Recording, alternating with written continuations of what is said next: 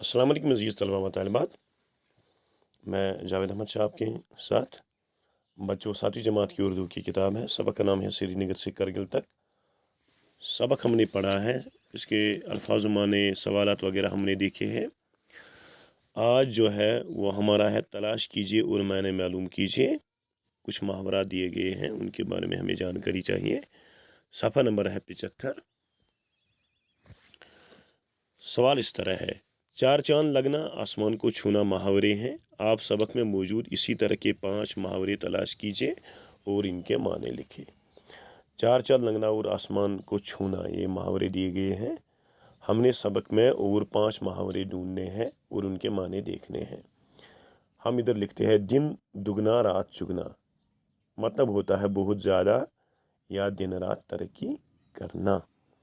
दूसरा है दो चार होना, यानी परेशान होना, तकलीफ में होना। तीसरा है चार चांद लगना, यानी रौनक में इजाफा होना, मशहूर होना।